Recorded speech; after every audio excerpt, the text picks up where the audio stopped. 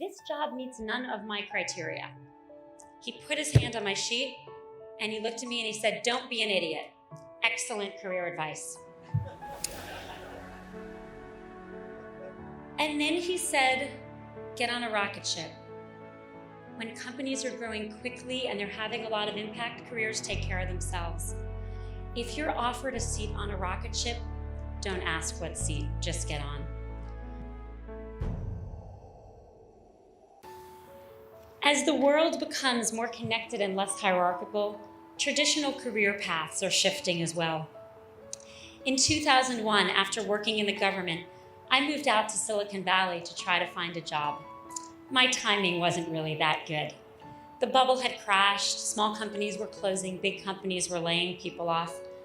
One woman CEO looked at me and said, "We would never even think about hiring someone like you." After a while, I had a few offers and I had to make a decision. So what did I do? I'm MBA trained. I made a spreadsheet and I listed my jobs in the columns and the things that my criteria in the rows and compared the companies and the missions and the roles.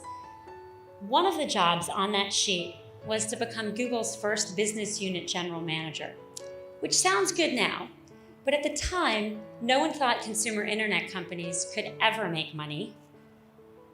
I was not sure that there was actually a job there at all. Google had no business unit, so what was there to generally manage? And the job was several levels lower than jobs I was being offered at other companies. So I sat down with Eric Schmidt, who had just become the CEO, and I showed him my spreadsheet and I said, "This job meets none of my criteria." He put his hand on my sheet and he looked at me and he said, "Don't be an idiot. Excellent career advice."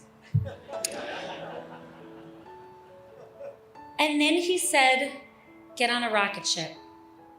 When companies are growing quickly and they're having a lot of impact, careers take care of themselves. And when companies aren't growing quickly or the missions don't matter as much, that's when stagnation and politics come in. If you're offered a seat on a rocket ship, don't ask what seat, just get on."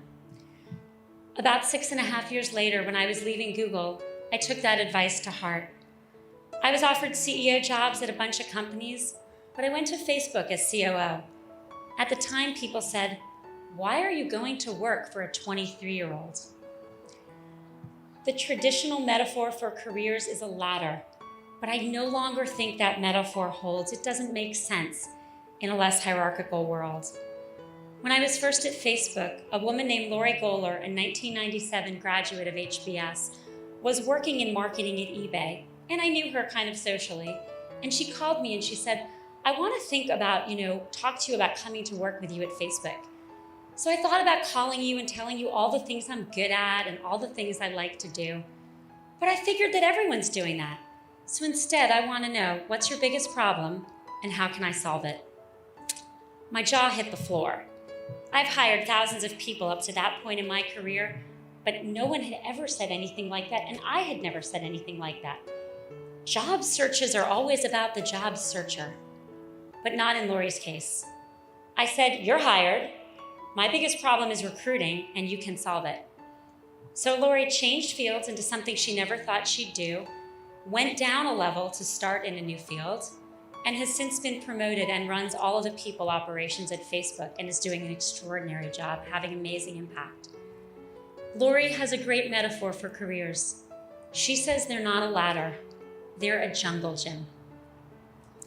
As you start your post-HBS career, look for opportunities, look for growth, look for impact, look for mission. Move sideways, move down, move on, move off. Build your skills, not your resume. Evaluate what you can do, not the title they're going to give you. Do real work. Take a sales quota, a line role, an ops job. Don't plan too much and don't expect a direct climb. If I had mapped out my career when I was sitting where you are, I would have missed my career. You are entering a different business world than I entered. Mine was just starting to get connected. Yours is hyper-connected. Mine was competitive. Yours is way more competitive. Mine moved quickly. Yours moves even more quickly. As traditional structures are breaking down, leadership has to evolve as well. From hierarchy to shared responsibility, from command and control to listening and guiding. You've been trained by this great institution not just to be part of these trends, but to lead. As you lead in this new world, you will not be able to rely on who you are or the degree you hold. You'll have to rely on what you know. Your strength will not come from your place on some org chart. Your strength will come from building trust and earning respect. You're going to need talent and skill and imagination and vision. But more than anything else, you're going to need the ability to communicate authentically, to speak so that you inspire the people around you, and to listen so that you continue to learn each and every day on the job. Thank you.